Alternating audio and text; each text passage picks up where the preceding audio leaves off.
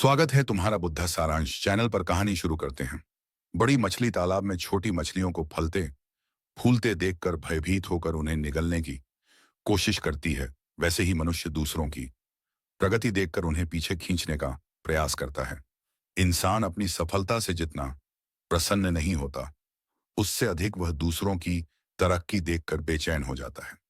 एक विद्वान ने ठीक ही कहा है कि मनुष्य अपने दुख से उतना परेशान नहीं होता जितना वह दूसरों के सुख से व्यथित होता है। इसी जलन के कारण दोस्तों, आज की कथा बहुत ही हृदय स्पर्शी है। इसमें हम जानेंगे कि गौमाता ने इंसान के कौन से पापों को उसकी गरीबी और दुख का कारण बताया है। साथ ही यह भी जानेंगे कि वे कौन से तीन लोग हैं जिनकी वजह से घर में हमेशा कष्ट और अशांति बनी रहती है। जिस घर बाई में इन तीन लोगों का वास होता है, वहां मां लक्ष्मी का कभी प्रवेश नहीं होता। एक समय की बात है जब एक महान साधु अपने आश्रम में ध्यान मग्न थे। उनके शिष्य भी पास में बैठकर उनकी संगति का लाभ ले रहे थे। शांत और पवित्र वातावरण था और साधु महाराज गहन ध्यान में लीन थे। तभी उनके शिष्य ने निवेदन किया, गुरुदेव, हमें बहुत समय हो गया है आश्रम में रहते हुए। मेरा मन कहता है कि आज हमें बाहर जाकर संसार का हाल जानना चाहिए और लोगों के जीवन को करीब से देखना चाहिए। साधु ने मुस्कुराते हुए कहा, भंते, तुमने ठीक कहा। आज हमें संसार में जाकर देखना चाहिए कि लोग कैसे जीवन व्यतीत कर रहे हैं। यह अनुभव ज्ञान में वृद्धि करेगा। यह कहकर साधु और उनके शिष्य आश्रम से बाहर निकले और चलते चलते एक सुंदर बगीचे में पहुंचे। वहां एक विशाल वृक्ष की छाया में बैठकर उन्होंने विश्राम किया। चारों ओर हरियाली फैली हुई थी और बगीचे में कई गाय घास चर रही थी। तभी उनमें से एक गाय साधु के पास आकर खड़ी हो गई। गाय ने सिर झुकाकर साधु का अभिवादन किया और विनम्रता से बोली, हे महात्मा, आपके दर्शन से यह स्थान पवित्र हो गया है। क्या मैं आपकी किसी प्रकार से सेवा कर सकती हूँ? साधु ने गाय की विनम्रता देखकर आशीर्वाद दिया और बोले, हे माता, हम यहाँ केवल विश्राम के लिए आए हैं। तुम निसंदेह इस बगीचे की शोभा हो और तुम्हारी उपस्थिति ही हमारे लिए सेवा के समान है। गाय ने प्रसन्न होकर साधु और उनके शिष्य को अपना आभार प्रकट किया। इसके बाद साधु और उनके शिष्य ने बगीचे में विचरण करते हुए प्रकृति का आनंद और लोगों के जीवन को करीब से देखकर कई बातें सीखी है। महात्मा, मेरे मन में एक एक प्रश्न है जिसका उत्तर मुझे अब तक किसी भी ज्ञानी से नहीं मिल सका। कृपया मेरे इस प्रश्न का उत्तर दे। साधु ने मुस्कुराते हुए कहा, पूछो गौ माता, तुम्हारे मन में क्या प्रश्न है? गौ माता ने कहा, हे गुरुदेव, मनुष्य को किस पाप के कारण गरीबी का सामना करना पड़ता है? और वे तीन लोग कौन हैं जिनके प्रभाव से घर का सर्वनाश हो जाता है? क्या मनुष्य केवल अपने भाग के कारण अमीरी या गरीबी पाता है? साधु ने उत्तर दिया, गौई माता, आपका प्रश्न अत्यंत महत्वपूर्ण है। यह पूर्ण सत्य नहीं है कि केवल भाग्य ही मनुष्य की गरीबी और अमीरी का कारण होता है। इसके पीछे कुछ अन्य कारण भी होते हैं। गौ माता ने कहा, हे गुरुदेव, कृपया इसे विस्तार से समझाए। साधु ने कहा, वत्स, मैं तुम्हारे इस प्रश्न का उत्तर एक कथा के माध्यम से दूंगा जिससे तुम्हें सब कुछ स्पष्ट हो जाएगा। सुनो, यह प्राचीन काल की बात है। अवंतीपुर नामक एक नगर था जहां एक परोपकारी और विनम्र स्वभाव वाला व्यापारी रहता था। उसके दो बेटे थे जो अपने पिता की तरह ही ईमानदार और दयालु थे।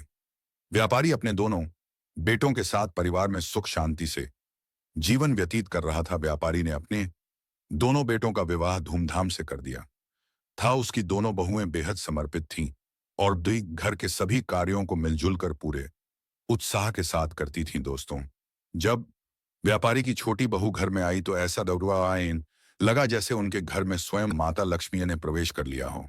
उसके आने के बाद व्यापारी के व्यापार में दोगुना लाभ होने लगा। उनके घर में कभी धन या अन्न की कमी नहीं होती थी। घर का वातावरण अत्यंत शांतिपूर्ण और सौहार्दपूर्ण था। व्यापारी के दोनों पुत्र मिलजुल कर रहते थे और दोनों बहुएं भी आपस में बड़ा प्रेम भाव रखती थी। घर का हर कार्य करने से पहले सभी परिवारजन मिलकर सलाह मशविरा करते थे और फिर कार्य करते थे। व्यापारी का व्यापार भी दिन प्रतिदिन उन्नति कर रहा था। एक दिन व्यापारी ने अपने दोनों बेटों और बहुओं को बुलाकर कहा, पुत्रों, अब मुझसे व्यापार का काम संभालना कठिन हो गया है, इसलिए आज से मैं यह जिम्मेदारी तुम दोनों को सौंपूं। पिता की बात मानकर दोनों पुत्रों ने बड़े मनोयोग से व्यापार की बागडोर संभाल ली। व्यापारी को यह देखकर संतोष होता था कि उसका परिवार प्रेम और सद्भाव से रह रहा है। उसके दोनों बेटे व्यापार में निपुणता दिखा रहे थे और दोनों बहुएं भी घर में सुख शांति बनाए हुए थी। यह सब देखकर व्यापारी निश्चिंत होकर चैन की नींद सोता था। लेकिन नौ दोस्तों, व्यापारी के सुखमय जीवन को देखकर नगर के अन्य लोग उससे ईर्ष्या करने लगे थे। वे सोचते थे कि व्यापारी का जीवन कितना आरामदायक और सुखद है। व्यापार दिन बदिरा है और उसके परिवार में कोई झगड़ा या परेशानी नहीं है। यह देखकर नगरवासियों के मन में जलन होने लगी दोस्तों।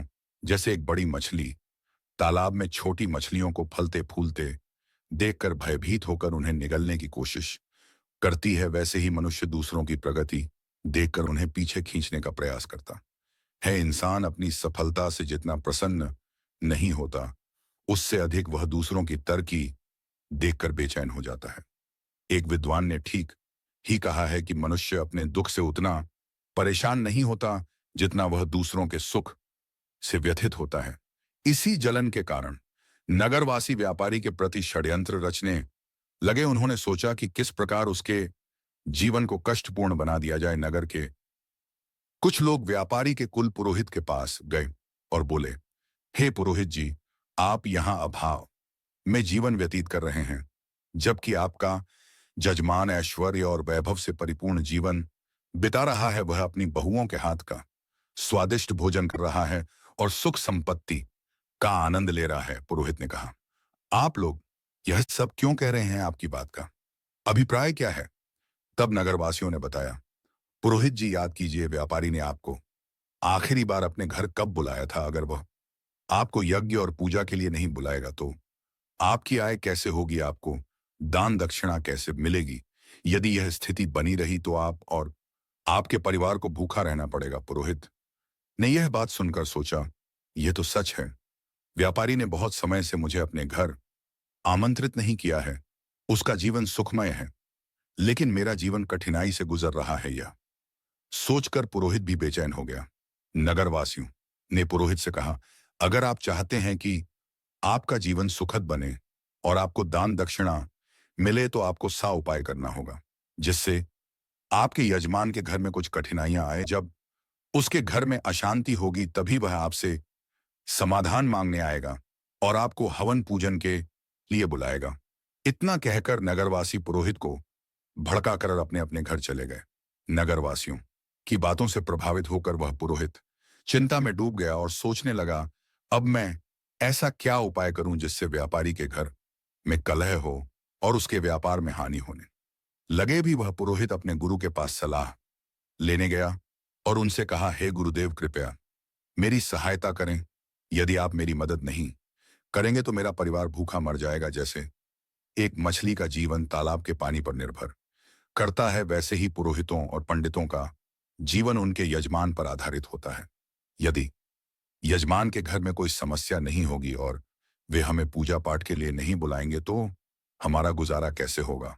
हम धन कैसे अर्जित करेंगे? गुरु ने उसकी समस्या सुनकर कहा, हे शिष्य, चिंता मत करो, मुझे बताओ कि तुम्हारी समस्या क्या है, मैं अवश्य इसका समाधान करूंगा। पुरोहित ने उत्तर दिया, हे गुरुदेव, मैं चाहता हूं कि व्यापारी के जीवन में कुछ समस्याएं आए, उसके घर में कलह हो और उसके व्यापार में हानि हो, तभी वह मुझे अपने घर पूजा पाठ के लिए बुलाएगा। गुरु ने ध्यानपूर्वक सुनकर कहा, हे शिष्य, व्यापारी के सुखद जीवन का मुख्य कारण उसकी छोटी बहू है। वह माता लक्ष्मी की नित्य पूजा करती है, जिसके कारण उनके घर पर दिव्य कृपा बनी हुई है। जब से वह बहू इस घर में आई है, तब से व्यापारी का जीवन धन धान्य से परिपूर्ण और विजयीना का सुखमय हो गया है। ऐसी धार्मिक और गुणवान स्त्री जिस घर में होती है, वहां कभी अभाव नहीं होता। यह सुनकर पुरोहित ने कहा, हे गुरुदेव, यदि ऐसा है तो क्या कोई उपाय है जिससे व्यापारी के घर में अशांति और व्यापार में हानि हो सके? गुरु ने कहा, तुम चिंता मत करो, तुम्हें बस एक सरल उपाय करना है। व्यापारी के घर जाओ और उससे एक पीतल का लोटा मांग लो। उस लोटे को अपने घर ले जाकर रख लेना। जब तुम ऐसा करोगे तो कुछ ही समय में व्यापारी के व्यापार में हानि होने लगेगी और उसके घर में कलह शुरू हो जाएगी। उसके बेटे आपस में झगड़ने लगेंगे और उसके जीवन में कष्ट बढ़ जाएंगे। तब वह तुम्हें अपने घर पूजा पाठ के लिए बुलाएगा। गुरु की सलाह सुनने के बाद पुरोहित ने उनका धन्यवाद किया और अपने घर लौट आया। अगले दिन सुबह स्नान ध्यान करने के बाद वह व्यापारी के घर पहुंचा। व्यापारी उस समय आराम कर रहा था। पुरोहित की आवाज सुनकर वह बाहर आया और अपने कुल पुरोहित को देखकर अत्यंत प्रसन्न हुआ। उसने उनका स्वागत किया और कहा, आइए पुरोहित जी, इतने दिनों बाद आपके दर्शन हुए हैं। सब कुशल मंगल है ना? पुरोहित ने जवाब दिया, सब ठीक है, बस इधर से गुजर रहा था तो सोचा कि आपसे मिल लूं। फिर वह अपनी मीठी बातों में व्यापारी को फंसाने लगा। कुछ देर बाद उसने कहा, व्यापारी जी मुझे थोड़ा पानी दीजिए। व्यापारी पानी लाने के लिए जाने लगा। तभी पुरोहित ने कहा, व्यापारी जी पानी पीतल लेते हैं कि लौटे में लाइए। व्यापारी मुस्कुराते हुए बोला, जैसा आप कहे पुरोहित जी। इतना कहकर व्यापारी अंदर चला गया।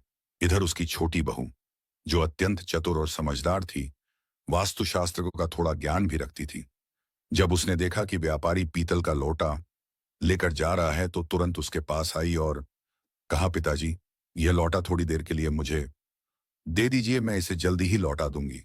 व्यापारी ने सहर्ष लौटा उसे दे दिया। छोटी बहू ने उस लोटे का पानी निकालकर अपनी गौ माता को पिला दिया और फिर उसमें नया पानी भरकर लौटा वापस ससुर को दे दिया। व्यापारी ने वह पानी पुरोहित को दिया। पानी पीने के बाद पुरोहित ने कहा, व्यापारी जी यह पीतल का लोटा बहुत अच्छा है, क्या आप इसे मुझे दे सकते हैं? व्यापारी हंसते हुए बोला, पुरोहित जी यह तो बहुत छोटी बात है, आप इसे अपने साथ ले जाइए। पुरोहित मन ही मन प्रसन्न हुआ और सोचने लगा, आज मैंने व्यापारी के सुख चयन पर प्रहार कर दिया है, अब उसके घर की खुशियां समाप्त हो जाएंगी। पुरोहित लौटा लेकर अपने घर लौट आया और उसे एक एक कोने में रखकर सोचने लगा, अब कुछ ही दिनों में व्यापारी मुझे बुलाएगा, उसके घर में कलह मचेगा और व्यापार में नुकसान होगा। तब मैं पूजा पाठ करके उससे अच्छी दक्षिणा प्राप्त करूंगा। इन ख्यालों से पुरोहित बेहद प्रसन्न था और बेसब्री से इंतजार करने लगा कि व्यापारी कब उसे बुलाता है। दिन बीतते गए, लेकिन 1 महीने के बाद भी व्यापारी की ओर से कोई बुलावा नहीं आया। पुरोहित थककर पुनः अपने गुरु के पास गया और बोला, हे गुरुदेव, मैंने आपके निर्देशानुसार व्यापारी से पीतल का लोटा मांग लिया था, लेकिन अब 1 महीना बीत चुका है और व्यापारी के जीवन में कोई समस्या नहीं आई है। वह तो पहले की तरह सुख शांति के साथ अपना जीवन व्यतीत कर रहा है। गुरु ने यह सुनकर अपनी दिव्य दृष्टि का उपयोग किया और आंखें बंद करके स्थिति का अवलोकन किया। फिर उन्होंने कहा, हे शिष्य, मैंने पहले ही तुम्हें बताया था कि व्यापारी की छोटी बहू बहुत और समझदार है, उसे वास्तुशास्त्र का ज्ञान है। जब व्यापारी तुम्हारे लिए पानी लेकर आ रहा था, उसी समय उसकी छोटी बहू ने वह लौटा अपने ससुर से लिया और उस लोटे में से पानी गौ माता को पिला दिया। इसी कारण से व्यापारी के घर की सुख समृद्धि वहीं बनी रही और तुम्हारा षड्यंत्र विफल हो गया। गुरु ने आगे कहा, लेकिन चिंता मत करो, मैं तुम्हारे लिए एक और उपाय बताता हूं। अब तुम व्यापारी के घर जाकर उसकी गौ माता मांग लो, क्योंकि गौ माता को मां लक्ष्मी का स्वरूप माना गया है। जिस घर में गौ माता का निवास होता है, वहां हमेशा सुख और समृद्धि रहती है। जैसे ही तुम व्यापारी की गौ माता को अपने घर लेकर आओगे, उसके घर में दुख और अशांति आने लगेगी। गुरु की बात सुनकर पुरोहित फिर से उत्साहित हो गया। उसने गुरु का धन्यवाद किया और घर लौटकर अगले दिन का इंतजार करने लगा। वह सोचने लगा, कल सुबह होते ही मैं व्यापारी के घर जाऊंगा और उसकी गौ माता मांग लूंगा, फिर देखता हूं कि व्यापारी कैसे सुखी रहता है। अगले दिन सुबह सुबह स्नान करने के बाद पुरोहित सीधे व्यापारी के घर पहुंच गया। व्यापारी ने दरवाजा खोला और अपने कुल पुरोहित को देखकर प्रसन्नता से उनका स्वागत किया। वह उन्हें अंदर लेकर गया और स्वादिष्ट भोजन परोसा। भोजन के बाद व्यापारी ने पूछा, पुरोहित जी, आज आपके आगमन का क्या कारण है? सब कुशल तो है? पुरोहित ने दुख भरे शब्दों में कहा, व्यापारी जी, इस समय मैं बहुत कठिनाई में हूं। मेरे घर की गौ माता ने दूध देना बंद कर दिया है और मेरे छोटे बच्चे को दूध की अत्यंत आवश्यकता है। उसकी उम्र ऐसी है कि बिना दूध के वह जीवित नहीं रह सकता। इसीलिए मैं आपसे मदद मांगने आया हूं। अगर आप मुझे अपनी गौ माता दे दें तो यह आपका बहुत बड़ा उपकार होगा। पुरोहित की करुणा भरी बातें सुनकर व्यापारी सोचने लगा, ये हमारे कुली पुरोहित हैं, इनकी सहायता करना एक पुण्य का कार्य होगा, गौदान से मुझे बड़ा फल मिलेगा। ऐसा विचार कर व्यापारी ने कहा, पुरोहित जी आप चिंता ना करें, मैं आपको गौ माता देता हूं। व्यापारी गौ माता को लेने के लिए जाने लगा। जैसे ही वह गौ माता को लेकर पुरोहित की ओर बढ़ा, उसकी छोटी बहू तेजी से वहां आई और ससुर को रोकते हुए बोली, पिताजी यह गौ माता कहाँ ले जा रहे हैं? व्यापारी मऊ तो ने उत्तर दिया, बेटी हमारे कुल पुरोहित आए हैं, उनकी गौ माता ने दूध देना बंद कर दिया है, वे हमारी गौ माता मांग रहे हैं, इसलिए मैं उन्हें देने जा रहा हूं। छोटी बहू ने समझदारी से जवाब दिया, पिताजी कृपया थोड़ी देर रुके, मैं अभी आती हूं। वह अंदर गई और एक कटोरी में हल्दी और चंदन का रंग घोल कर लाई। उसने गौ माता की सींग पर वह रंग लगा दिया और शेष रंग को घर के मंदिर के पास रख दिया। फिर वह ससुर से बोली, पिताजी अब आप इस गौ माता को पुरोहित जी को दे सकते हैं। छोटी बहू की समझदारी ने व्यापारी के घर की समृद्धि को एक बार फिर सुरक्षित कर दिया। पुरोहित व्यापारी से गौ माता को लेकर अपने घर लौट आता है और उसे खुशी खुशी अपने आंगन में बांध देता है और सोचता है, अब कुछ ही दिनों में व्यापारी को अपने घर की समस्याओं का सामना करना पड़ेगा और वह मुझे पूजा पाठ के लिए बुलाएगा। इस विचार से पुरोहित मन ही मन प्रसन्न होता है और व्यापारी के बुलावे का बेसब्री से इंतजार करने लगता है। लेकिन कई दिन बीतने के बाद भी व्यापारी की ओर से कोई संदेश नहीं आता। पुरोहित को यह असहज लगने लगा। आखिरकार वह दोबारा अपने गुरु के पास गया और बोला, हे गुरुदेव, मैंने आपके निर्देशानुसार व्यापारी की गौमाता अपने घर ले आई, लेकिन अब तक व्यापारी के जीवन में कोई कष्ट नहीं आया है। वह तो पहले से भी अधिक सुख शांति से अपना जीवन व्यतीत कर रहा है। गुरु ने ध्यान लगाकर अपनी दिव्य दृष्टि से सब कुछ देखा और कहा, हे शिष्य, मैंने पहले ही कहा था कि व्यापारी की छोटी बहू बहुत बुद्धिमान और चतुर है। उसने तुम्हारे षड्यंत्र को भांप लिया था। जब तुम व्यापारी से गौ माता मांगने गए थे, तब उसने गौ माता की सींग पर जो रंग लगाया था वही उसके घर की समृद्धि का कारण है। उसने उस रंग को मंदिर के पास रख दिया था, जिससे उनके घर का सुख वहीं बंधा रहा। तुम्हारा यह प्रयास विफल हो गया। गुरु ने आगे कहा, लेकिन चिंता मत करो, अब तुम व्यापारी के घर जाकर वह रंग की कटोरी मांग लो। उस रंग को अपने घर लाने के बाद ही तुम व्यापारी के सुख को समाप्त कर पाओगे। गुरु की बात सुनकर पुरोहित ने उनकी सलाह मान ली और व्यापारी के घर पहुंचा। उसने बहाने से व्यापारी से रंग से भरी कटोरी मांगी। व्यापारी उसकी बात मानकर कटोरी लेने अंदर गया। इधर व्यापारी की छोटी बहू पहले ही सतर्क थी। उसने उस कटोरी में रखे पुराने रंग को निकालकर उसमें नया रंग भर दिया। जब व्यापारी कटोरी लेकर बाहर आया तो उसने वही कटोरी पुरोहित को दे दी। पुरोहित रंग की कटोरी लेकर अपने घर लौट आया और खुश होकर सोचने लगा, अब तो व्यापारी का जीवन शीघ्र ही समस्याओं से भर जाएगा और वह मुझे बुलाने पर मजबूर हो जाएगा। लेकिन महीनों बीत गए और व्यापारी का जीवन पहले से भी अधिक सुखद और समृद्ध होता चला गया। थक हार कर पुरोहित फिर से अपने गुरु के पास गया और बोला, हे गुरुदेव, मैंने आपके कहे अनुसार रंग की कटोरी भी व्यापारी के घर से ले आया, लेकिन उसका जीवन पहले से भी अधिक सुखी हो गया है। ऐसा लगता है मेरे सारे प्रयास व्यर्थ हो गए हैं। गुरु ने अपनी दिव्य दृष्टि से फिर सब कुछ देखा और कहा, हे शिष्य, व्यापारी की छोटी बहू अत्यंत चतुर और दूरदर्शी है। उसने तुम्हारे इरादों को पहले ही समझ लिया था। उसने कटोरी में से वह रंग निकाल दिया था जो गौ माता को लगाया गया था। इसी कारण व्यापारी का सुख समृद्धि अब भी उसके पास बनी हुई है। जब तक वह छोटी बहू व्यापारी के घर में रहेगी, तब तक तुम व्यापारी का कुछ नहीं बिगाड़ सकते। अब तुम्हें किसी भी तरह से उस छोटी बहू को व्यापारी के घर से बाहर करना होगा, तभी व्यापारी के जीवन में कष्ट आएंगे। गुरु की यह बात पुरोहित की समझ में आ गई। उसने सोचा कि छोटी बहू को घर से निकालने के अलावा अब कोई और उपाय नहीं बचा है। वह घर लौटकर व्यापारी के परिवार में फूट डालने और छोटी बहू को घर से बाहर करने की योजना बनाने लगा। अगले दिन पुरोहित चिंतित मुद्रा में व्यापारी के घर पहुंचा। व्यापारी ने पुरोहित को चिंतित अवस्था में देखा तो पूछा, पुरोहित जी, क्या बात है, आप इतने परेशान क्यों हैं? पुरोहित ने गंभीर स्वर में कहा, व्यापारी जी, आपके घर पर बहुत बड़ा संकट मंडरा रहा है। यदि आपने जल्द इसका समाधान नहीं किया तो आपका सुखमय जीवन बर्बाद हो जाएगा। आपके बेटों को व्यापार में बड़ा नुकसान होगा और आपके परिवार पर विपत्ति का पहाड़ टूट पड़ेगा। व्यापारी यह सुनकर घबरा गया और चिंतित स्वर में बोला, पुरोहित जी, यह आप क्या कह रहे हैं? कृपया हमें इस संकट से बचने का उपाय बताइए। आप हमारे कुल पुरोहित हैं, जो भी आप कहेंगे हम अवश्य करेंगे। पुरोहित ने व्यापारी की घबराहट भांप ली और समझ गया कि वह अब उसके जाल में फंस चुका है। उसने कहा, इस संकट से बचने का एक ही उपाय है। पुरोहित ने व्यापारी से कहा, व्यापारी जी, आपकी छोटी बहू आपके परिवार के लिए एक बड़ा संकट बन चूकी है। जब तक वह इस घर में है, आपका और आपके परिवार का दुर्भाग्य दूर नहीं होगा। मैं तो यही सलाह दूंगा कि आप उसे तुरंत अपने घर से निकाल दें। पुरोहित की इन बातों पर व्यापारी को पहले तो विश्वास विश्वास नहीं हुआ, लेकिन बार बार पुरोहित के जोर देने पर उसने उसकी बातों पर भरोसा करना शुरू कर दिया।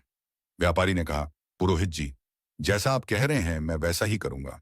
आप बताइए कि मुझे अपनी बहू को कब घर से निकालना चाहिए? पुरोहित ने उत्तर दिया, व्यापारी जी, समय व्यर्थ मत कीजिए, जितना जल्दी हो सके उसे घर से निकाल दीजिए। यह कहकर पुरोहित मन ही मन प्रसन्न होता हुआ अपने घर लौट गया। व्यापारी इस स्थिति से अत्यंत उदास हो गया। वह सोचने लगा, मेरी छोटी बहू तो बहुत ही अच्छे स्वभाव की है। वह ना केवल मेरी सेवा करती है बल्कि पूरे परिवार का भी ख्याल रखती है। मैं उसे कैसे घर से निकाल सकता हूं? लेकिन फिर वह विचार करने लगा, यदि वह परिवार के लिए संकट है तो मुझे इस कठोर निर्णय को लेना ही होगा, क्योंकि मैं अपने परिवार को किसी विपत्ति में नहीं डाल सकता। यह सोचकर व्यापारी अपनी छोटी बहू के पास गया और दुखी मन से बोला, बहू, मुझे बहुत दुख है, लेकिन तुम्हें इस घर को आज ही छोड़ना होगा। तुम्हारे कारण हमारे परिवार पर बड़ी विपत्ति आने वाली है। ससुर की बात सुनकर बहू स्तब्ध रह गई, लेकिन वह तुरंत समझ गई कि यह सब दुष्ट पुरोहित की साजिश है। उसने नम्रता से कहा, ठीक है पिताजी, यदि यही आपकी इच्छा है तो मैं इस घर को छोड़ देती हूं। जब व्यापारी का छोटा बेटा यह सब देखता है तो वह भी गुस्से और दुख से भर जाता है। उसने अपने पिता से कहा, पिताजी, यदि मेरी पत्नी को इस घर में जगह नहीं मिल सकती तो मैं भी इस घर में नहीं रह सकता। मैं अपनी पत्नी के साथ चला जाऊंगा। छोटा बेटा और आते उसकी पत्नी ने अपना सामान बांधा और घर अपन छोड़कर शहर चले गए। वहां उन्होंने एक छोटे से किराए के मकान में रहना शुरू कर दिया। व्यापारी का छोटा बेटा अत्यंत मेहनती और ईमानदार था। कुछ समय बाद उसने शहर में अपना छोटा सा व्यापार शुरू किया, जो उसकी लगन और ईमानदारी के कारण तेजी से बढ़ने लगा। धीरे धीरे वे संपन्न हो गए और उन्होंने शहर में अपना खुद का घर खरीद लिया। इधर व्यापारी का घर पुरोहित की चालों के कारण बर्बादी की कगार पर आ गया।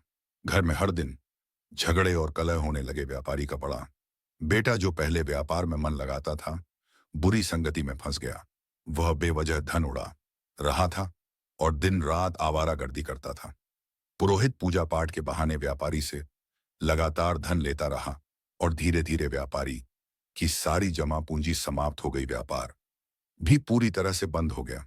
अब तो स्थिति यह हो गई कि घर में खाने पीने का भी अभाव हो गया। नगरवासी व्यापारी की दुर्दशा देखकर हंसते और ताने मारते उसकी दशा का मजाक उड़ाया जाता। यह सब देखकर व्यापारी को बड़ा दुख होने लगा। उसने सोचा, मेरी जिंदगी अब किसी काम की नहीं रही। आत्महत्या के अलावा मेरे पास और कोई रास्ता नहीं बचा। इस विचार के साथ वह उदास और रोता हुआ नदी की ओर बढ़ना चला, लेकिन रास्ते में उसकी भेंट एक तेजस्वी संत से हुई। संत के मुख पर दिव्य तेज था, माथे पर चंदन का टीका और उनके लंबे केश उन्हें अद्वितीय बनाते थे। संत को देखकर व्यापारी ने उन्हें प्रणाम किया और उदास होकर आगे बढ़ने लगा। संत ने कहा, हे पुत्र, ठहरो, तुम्हें इतनी चिंता क्यों हो रही है? क्या बात है? व्यापारी ने रुककर संत के समक्ष अपना पूरा हाल सुना दिया। उसकी बातें सुनकर संत ने तुरंत स्थिति को समझ लिया। संत बोले, हे पुत्र, तुम्हारे जीवन में सभी परेशानियां उसी दिन से शुरू हुई जब तुमने अपनी छोटी बहू को घर से निकाला। संत महात्मा ने व्यापारी से कहा, हे पुत्र, तुम्हारे घर में यह संकट उसी दिन से शुरू हुआ जब तुमने अपनी छोटी बहू को घर से निकाला वह साक्षात माता लक्ष्मी का स्वरूप है, उसकी भगवान के प्रति निष्ठा और नित्य पूजा पाठ के कारण तुम्हारे घर में सुख समृद्धि थी। संत की बातें सुनकर व्यापारी को अपनी भूल का एहसास हुआ। उसने संत को हाथ जोड़कर आभार किया और वह तुरंत शहर गया और अपने छोटे पुत्र के घर पहुंचकर अपनी बहू के समक्ष हाथ जोड़कर क्षमा मांगते हुए बोला, बहू मुझे माफ कर दो, मैंने उस दुष्ट पुरोहित की बातों में आकर तुम्हें घर से निकाल दिया। लेकिन सच्चाई यह है कि तुम हमारे परिवार की लक्ष्मी हो। जब तक तुम घर रखे में थी सुख और शांति बनी रही, लेकिन तुम्हारे जाने के बाद से हमारा घर क्लैश और दुखों से घिर गया है। हमारा व्यापार पूरी तरह से ठप हो चुका है। ससुर की यह बात सुनकर छोटी बहू ने विनम्रता से कहा, पिताजी आप चिंता ना करें, मैं तुरंत घर लौटती हूं। यह घर भी मेरा है और वह घर भी मेरा ही है। मैं पहले ही चुकी थी कि पुरोहित ने हमें बाहर करने के लिए षड्यंत्र रचा था। फिर वह ससुर और अपने पति के साथ खुशी खुशी घर लौट आई। मित्रों, इस संसार में कई लोग होते हैं जो दूसरों की खुशियों से जलते हैं और उन्हें बर्बाद करने का प्रयास करते हैं, लेकिन यह हम पर निर्भर करता है कि हम किसकी बातों पर भरोसा करते हैं और कैसे निर्णय लेते हैं। यदि हम गलत लोगों की बातों में आकर अपने ही परिवार को तोड़ेंगे तो निश्चित रूप से हमारा घर बर्बाद हो जाएगा और हमारी स्थिति नीय हो जाएगी। छोटी बहू के घर लौटने के कुछ ही दिनों बाद व्यापारी का व्यापार फिर से चलने लगा। उसका परिवार एक बार फिर सुख शांति से भर गया। घर में खुशियां लौट आई और व्यापारी ने समझ लिया कि एक और सही निर्णय ही परिवार की नींव को मजबूत रखते हैं। संत महात्मा ने गौ माता से कहा, हे गौ माता, मैं आपको एक महत्वपूर्ण बात बताने जा रहा हूं, ध्यान से सुनो। जिस घर में इन तीन प्रकार के लोगों की बात मानी जाती है, उस घर का नाश सुनिश्चित है। गौ माता ने पूछा, हे प्रभु, वे तीन लोग कौन हैं? संत महात्मा ने कहा, पहला, जिस घर में अहंकारी और दुष्ट स्वभाव वाले व्यक्ति की बात सुनी जाती है, वहां निश्चित रूप से विनाश होता है। दूसरा, जिस घर में लालची, कुटिल और अनैतिक आचरण वाली स्त्री का प्रभाव हो, वहां धन कभी नहीं टिकता और बारत है, वह घर सदैव दरिद्र रहता है। माता लक्ष्मी ऐसे घर में प्रवेश नहीं करती। तीसरा, जिस घर में बाहरी व्यक्तियों की बातों को अधिक महत्व दिया जाता है और उनके कहे अनुसार घर चलता है, वह घर भी बर्बाद हो जाता है। संत महात्मा ने आगे कहा, हे गौ माता, आपका दूसरा प्रश्न था कि मनुष्य किस पाप के कारण गरीब या अमीर बनता है, तो सुनो कि मनुष्य को कभी भी अपने विवेक, परिश्रम, बुद्धि और उद्यम पर संदेह नहीं करना चाहिए। उसे सदैव सत्य और धर्म के मार्ग पर चलते हुए निरंतर कर्म करना चाहिए। जो व्यक्ति अपने आप पर संदेह करता है और असत्य का साथ देता है, वह कभी भी सफलता प्राप्त नहीं कर सकता। गरीबी और अमीरी जीवन की धुरी है।